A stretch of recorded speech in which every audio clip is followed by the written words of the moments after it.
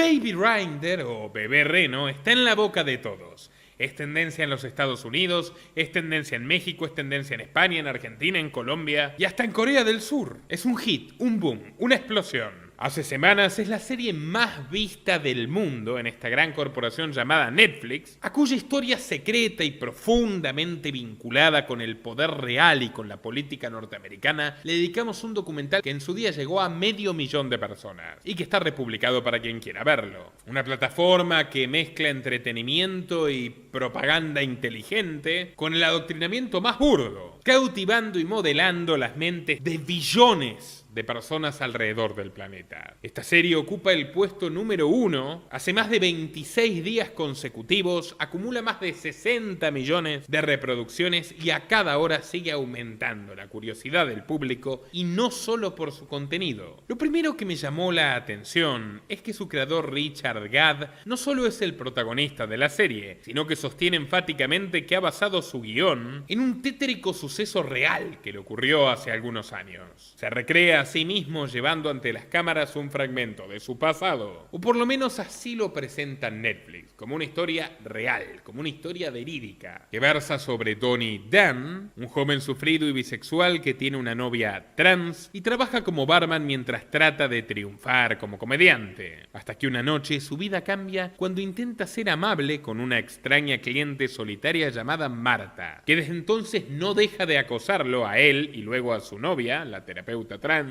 de una manera siniestra. Le envía cientos de miles de correos electrónicos, mensajes en redes, decenas de cartas, incluso lo asedia en sus humildes presentaciones como comediante amateur en los fines de semana. Gad, a su vez, es uno de estos típicos personajes al que todos patean y del cual tienes que sentir lástima en lugar de inspiración. También aprovecha para introducir el relato de una aparente violación que habría sufrido bajo los efectos de estupefacientes por parte de una celebridad del mundillo artístico, 30 años mayor que él, y en realidad no está tan clara la caracterización de este episodio, porque el personaje volvía y volvía una y otra vez a la casa del presunto victimario, que finalmente, alerta spoiler, le ofrece un jugoso contrato y el protagonista lo acepta. Pero mientras tanto, mientras se recorre la angustiosa vida de este frustrado joven escocés que estudió actuación pero no puede vivir de lo que quiere, que no tiene un gran sentido del humor y que lo asolan todo tipo de desgracias, poco a poco se va como humanizando de alguna manera a su acosadora, a la temible Marta. Así que lo primero que quiero decir es que muchos se entusiasmaron creyendo que esta serie venía a romper con una estructura de producción progresista, puesto que ahora por primera vez había un varón como protagonista de sucesos injustos y una mujer como perpetradora. Pero esto no es del todo así. Tuvieron que incorporar a un varón victimario, tuvieron que incorporar a una mujer trans víctima, tuvieron que hacer al personaje visiblemente bisexual. Incluso en un momento dice que estaba totalmente abrumado por sus compañeros machistas y heteropatriarcales y heteronormativos y toda la parafernalia. E incluso la propia acosadora, bueno, luce por momentos como una víctima de la sociedad, ya saben. Así que quizás la clave del éxito es que el adoctrinamiento progre, por una vez, se ha diversificado un poquito, pero no ha cambiado de raíz. Sigue habiendo luchas identitarias, sigue habiendo cuestionamientos sobre la idiosincrasia social clásica y sigue habiendo una especie de culto al fracaso, al llanto y a la autolamentación. Sin embargo, mientras esta serie no dejaba de reproducirse masivamente en las pantallas del planeta, su historia desbordó la ficción y regresó a la realidad a través de los periódicos sensacionalistas británicos. El Daily Record apareció con una mujer anónima que afirmaba ser la auténtica Marta, la verdadera acosadora, declarando que tenía muchas cosas para decir. La expectativa se mantuvo hasta la noche del 8 de mayo, cuando esta señora reveló su identidad en el famoso programa de Piers Morgan, el rey del sensacionalismo inglés. Se presentó como Fiona Harvey, una abogada escocesa de 58 años de edad, que no parece trabajar demasiado en su rubro y que aclaró con firmeza que no se parecía en nada a la acosadora de Bebé Reno, o mejor dicho, a la actriz que la interpreta, mientras la audiencia trataba de aguantarse matarse la risa, ya que realmente es muy, pero muy parecida al personaje. Véanlo por ustedes mismos. Las cámaras reflejaban a una señora bajita y rellena, de mejillas abundantes, pelo oscuro y atuendo anticuado, que mirando seriamente a los ojos de Pierce, declaró no solo que Netflix estaba mintiendo y haciendo dinero a costa suya, sino que además Richard Gadd estaba utilizando Bebé Reno para acosarla a ella. «Yo soy la víctima», exclamó. Y luego dijo, él está intimidando a una mujer mayor en la televisión para obtener fama y fortuna. Fiona admitió haberse reunido con él unas 5 o 6 veces y haber engordado unos 4 kilos en esos años, pero aseguró que de ninguna manera se veía tan fea, según sus palabras, como la actriz de la ficción, en sus palabras, misógina. Además dijo que nunca tuvo un reno de juguete ni provocó destrozos en un bar, ni fue condenada a la cárcel, y negó rotundamente haber enviado más de 41.000 correos electrónicos. Cuando Morgan le preguntó con malicia de dónde surgieron los demás correos, ella sugirió que fue el propio comediante quien los escribió simulando ser la acosadora. «Me parece muy horroroso todo lo que está pasando», comentó Harvey, y agregó angustiada que en las últimas semanas recibió amenazas de muerte por internet y llamadas donde solo la insultan y le desean el final de su vida. Parece que a Richard el negocio le está saliendo redondo, porque al igual que la serie, la entrevista también fue todo un éxito, acumulando más de 4.6 millones de visitas en menos de 24 horas. Pero muchos de esos espectadores criticaron este espectáculo vulgar por ser cómodo, cruel y oportunista. No nos puede sorprender que todo este circo haya sido montado por Piers Morgan, un periodista que posee el indiscutible talento de escuchar seriamente a sus entrevistados y luego apuñalarlos a sus espaldas, justamente lo que haría horas después con Harvey. Jactándose de su experiencia entrevistando a, cito, psicópatas y criminales, Piers comentó que la mujer había mentido mucho en su programa. Fiona no se calló. Declaró en el Daily Record que no estaba nada contenta con el reportaje, que Piers apenas la miró a los ojos y que no se despidió de ella a pesar de pedirle una fotografía para la publicidad. Denunció que la estafaron, porque solo le pagaron 250 libras, algo así como unos $300, asegurándole que eso es lo que le pagan a todos los entrevistados. Por si todo esto no parecía suficiente, en los días siguientes este escándalo surrealista se fue enrevesando como una película de Christopher Nolan, cuando Niall Sears, un periodista del Daily Mail, que estaba escribiendo artículos sobre Fiona, de pronto se convirtió en el objeto de su investigación y salió a informar muy asustado que era él ahora quien estaba siendo acosado por la mujer. Que digamos que su estrategia de negar que es una acosadora tampoco es de lo más eficiente. La vio rondando cerca de su edificio varias veces, hasta que una noche, cuando regresaba, ella se le acercó y le dijo que era una exitosa abogada, tal cual como en la serie. Pero eso no termina aquí, porque varias personas reconocieron también haber sido víctimas de Harvey, e incluso el diario The Sun señaló que ella acosó ni más ni menos que al mismísimo Sir Keir Starmer, un abogado laboralista líder del Partido Laborista Británico que algunos ven como el futuro primer ministro, puesto que Rishi Sunak ha adelantado las elecciones para este 4 de julio. Y en el medio una retórica muy extraña donde su gobierno está llamando a los británicos a prepararse para una catástrofe energética, económica o incluso armamentística militar. Están rearmando a las Fuerzas Armadas y Sunak promete reinstaurar el servicio militar obligatorio en medio de toda esta retórica apocalíptica. Tienen, según las encuestas, todas las de perder frente al izquierdista Keir Starmer. Pero Keir Starmer se encuentra bastante atribulado, bastante acomplejado, porque lo están sepultando con correos electrónicos que firma la señora Fiona. 276 emails entre enero y agosto de 2020 llenos de quejas, amenazas e insultos, cargados de falta de ortografía. Niño estúpido, abogado con B corta inútil, no valdrá la pena con B larga vivir tu vida. Ofendida por unos disturbios en su edificio, Harvey le deseó el fin de la existencia a la esposa del político y maldijo a todos sus familiares fallecidos. Ahora le están preguntando más por este evento que por sus propuestas de campaña. No sabemos si el mundo está contra Fiona o si Fiona está en contra del mundo, pero esta extraña señora escocesa, sofocada de frustración y furia, ahora no solo le está exigiendo 1 millón de libras esterlinas a Piers Morgan, sino que además amenazó con demandar a Gadd y a Netflix por difamarla y haberla expuesto a semejante calvario. El creador de Bebé Reno salió a responder que estaba choqueado por la magnitud de este show. Dijo: todo esto es una locura. Nunca esperé que explotase así. Realmente sentí que un día mi serie nadie subió a la plataforma y al día siguiente había gente acampando en mi jardín. Al insistirle en la aparición de la auténtica Marta, contestó que hizo todo lo posible para disimular su identidad y para lavarse las manos del asunto. Dijo que lo que había tomado de la historia verdadera era solamente una verdad emocional. Bueno, acá ya sinceramente hay que ser ecuánime. Sí, señor Gad, ¿desde cuándo es una verdad emocional sostener que es una historia real y, por ejemplo, no poder demostrar si esta mujer fue efectivamente condenada 2 veces, antes y después de acosarlo, como sostiene en la serie? Es un poco bastante, ¿no? El subjetivismo de su verdad emocional. Y no quiso echarle la culpa a Fiona de todas maneras. Declaró: no puedo enfatizar lo suficiente lo víctima que es ella en todo esto.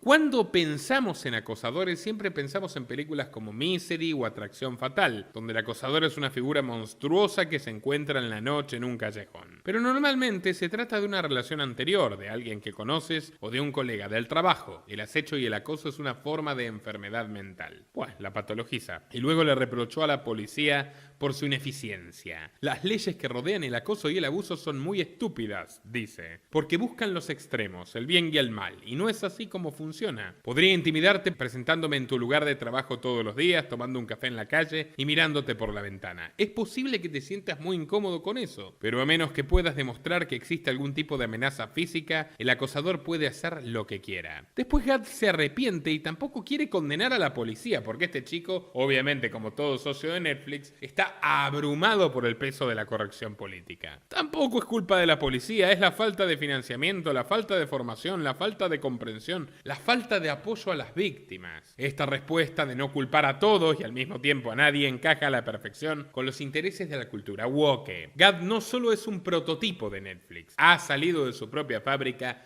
y ya veremos por qué. Esto no es un fenómeno de éxito espontáneo. Y quizás la parte más jugosa comienza ahora. Si no lo has hecho, suscríbete al canal y dale click a la campanita y activar todas las notificaciones para no perderte ninguno de estos programas que no encuentras en ningún otro sitio.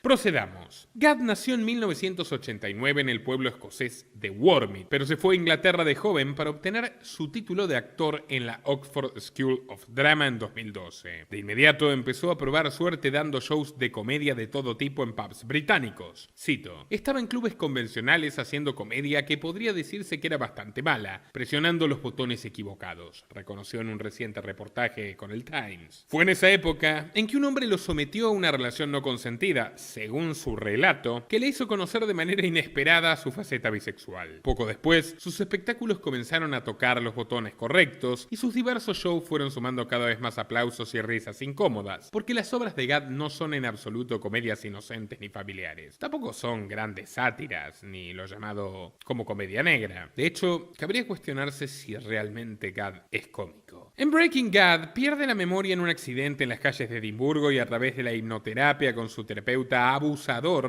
recupera recuerdos perdidos. Siendo niño consolando a su padre drogadicto, interrumpiendo a su madre que trabaja como prostituta, volándole los sesos a su hermano en un viaje de casa que sale mal. 3 veces en la primera media hora es acosado o amenazado con un por hombres gays depredadores. De hecho, sorprende que no lo hayan acusado de homófobo. De repente ya hasta tendrían fundamento. En su obra llamada Monkey See, Monkey Do, un juego conocido en español como Simón dice, la historia de su agresión surge en el escenario de forma espontánea y bastante brutal. Y a pesar de que confesó que ninguno de sus amigos se rió cuando vio los ensayos iniciales, esta obra ganó el premio de comedia de Edimburgo, porque ya ni siquiera la institución de la comedia premia lo cómico, sino a las víctimas. Pero cuando estaba en el apogeo de su fama en el Reino Unido, culminó sus presentaciones de forma repentina, revelando ante los medios la agresión teóricamente real que había sufrido. Y digo teóricamente, básicamente porque respetamos la presunción de inocencia, muy similar a la que aparece en Baby Reindeer, Bebé Reno, su serie. El presentador televisivo Richard Osman señaló en su podcast hace algunos días que todos en el ambiente televisivo británico saben bien quién es este hombre que lo sometió. Un personaje de renombre, pero aún no conocemos su identidad. Solo falta que sea Jimmy Savile, pero no me cierran las cuentas. El amigo necrófilo del rey Carlos de Inglaterra, íntimo, su mejor amigo de hecho, quizás su único amigo en su larga vida, que bueno, le daba cadáveres, le daba a personas enfermas, tenía un montón de llaves reales de hospitales reales y satisfacía sus numerosas, variopintas y casi infinitas perversiones con anuencia de los Windsor. Te recomendamos nuestro documental sobre el rey Carlos, republicado recientemente en nuestro canal. Contamos toda esta historia. Pero bueno, la cuestión es que la controversia sobre Gad y esta celebridad a la que no nombra favoreció de alguna manera al comediante, y en 2020, cuando su obra Bebé Reno fue cancelada por el encierro masivo, Netflix puso los ojos sobre él y lo contrató para escribir algunos episodios de la serie Sex Education, una comedia que es el sumum del progresismo, abarcando la historia de un adolescente que establece junto a una amiga una improvisada clínica de terapia para ayudar a los estudiantes de la secundaria con sus problemas sexuales. Una clínica que incluye a jóvenes de todo tipo de orientaciones y diversidad cultural. Yo conozco una clínica de ese tipo, la del Instituto Tavistock en Inglaterra. La dirigió un descendiente de Sigmund Freud, la financiaron los servicios de inteligencia y los Rothschild, y tuvieron que cerrarla por haberle, entre comillas, cambiado el sexo a muchísimas personas que luego sintieron que fueron severamente perjudicadas por esta institución y por el gobierno británico que las amparó. Hay un libro muy interesante al respecto, de una valiente periodista británica. Y por supuesto esto lo decimos en un contexto estrictamente informativo, educativo y periodístico, y desde el respeto total a la diversidad y la libertad sexual. Continuemos. Sex Education, hay que reconocerlo, fue un gran hit, y esto permitió que Richard Gad pudiera convertir en serie su espectáculo individual, Baby Reindeer, basado en sus experiencias personales como hombre víctima. No es casual que este comediante se haya convertido en un líder de la causa y sea embajador de We Are Survivors, una importante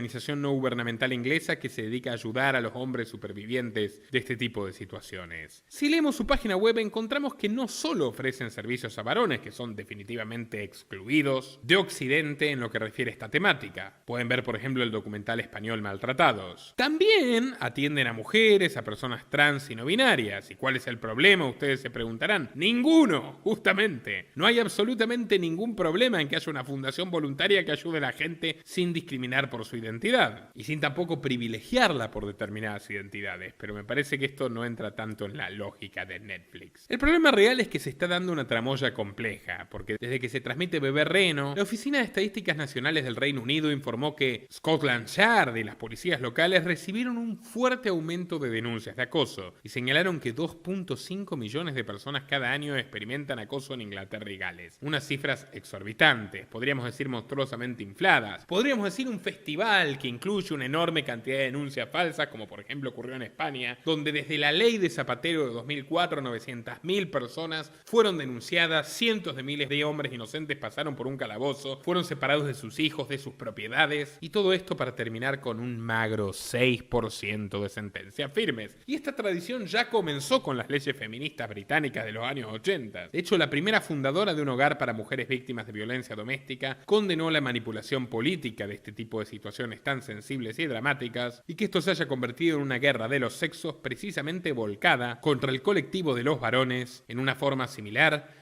que en el pasado se produjeron repudiables discriminaciones contra los homosexuales, contra los afrodescendientes, contra los judíos, etcétera, etcétera, etcétera. Pero bueno, justo ahora aumentan repentinamente de manera exorbitante los casos de abuso. ¿Será que esta serie está sirviendo precisamente como una herramienta que vuelve a pinchar la susceptibilidad del público joven a azuzar el enfrentamiento social entre las personas, desintegrando las relaciones voluntarias, teniendo de sospecha el amor romántico, lo cual es una especialidad de Netflix, tienen un laboratorio entero montado para eso, y provocando una especie de regreso a la época de la quema de brujas progre del Me Too hace apenas 7-8 años, con encarcelamientos injustos, carreras acabadas, cancelaciones implacables. Así que no parece haber nada muy nuevo en Dinamarca. Para entender lo que está sucediendo tenemos que escalar hasta la cúpula de Netflix y ver quién realmente hoy maneja los hilos. Y aunque no lo crean, no son sus dos conocidos CEOs cuya historia ya desarrollamos en nuestro formidable documental sobre Netflix, Netflix, único en su tipo y muy recomendado para que lo vean al final de este informe. Por el contrario, hoy manda una persona desde la sombra que decide qué series y películas verán religiosamente sus millones de espectadores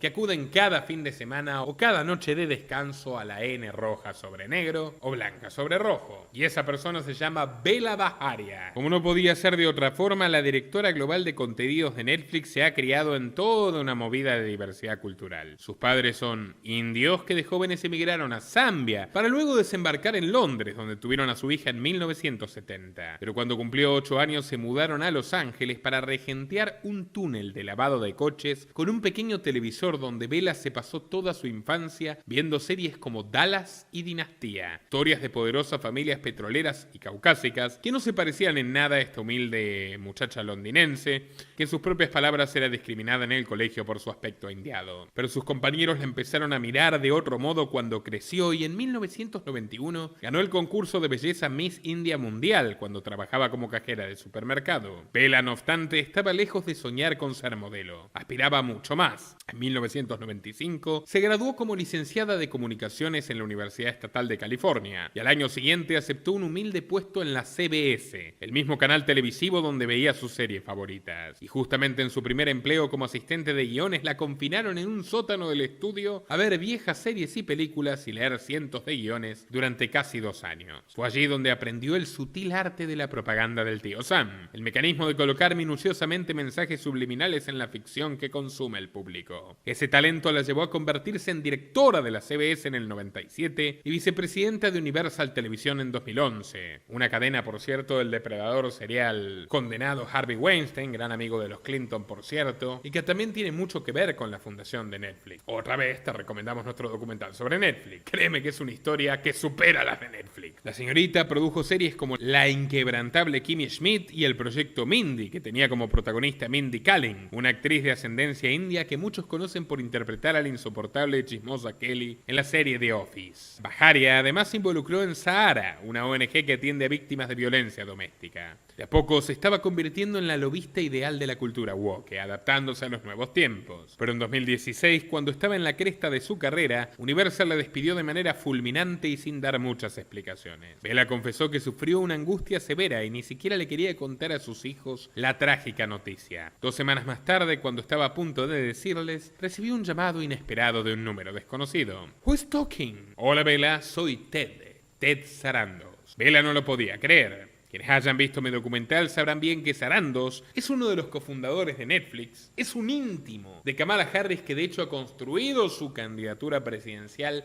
basada en la misma narrativa que cultivan Bela y Richard Gad y que forjó su corporación en base a sucesivas alianzas con los Obama. Hoy formalmente contratados por Netflix, hoy viven de Netflix, hoy son millonarios gracias a Netflix pese a que sus productos no son precisamente rentables. Y toda esta relación suspicaz está detallada aquí. Netflix sirve al Pentágono, el Pentágono sirve a Netflix. Aún un poco descreída, Baharia fue al otro día al cuartel general de Netflix en Los Ángeles y el propio Ted le dijo que ella era la candidata ideal para supervisar el contenido internacional de la firma. Su carrera no solo se disparó de nuevo, sino que ganó mucho más prestigio. Ese mismo año la revista Fortune la colocó entre las 50 mujeres más poderosas del mundo y en 2020 fue ascendida al puesto de directora global de televisión. Esta promoción se dio casualmente pocos días después de ser coanfitriona de una recaudación de fondos de Hollywood para la campaña de Joe Biden, que estuvo encabezada, por supuesto, por la gran amiga de Netflix, Kamala Harris. De hecho, la precandidatura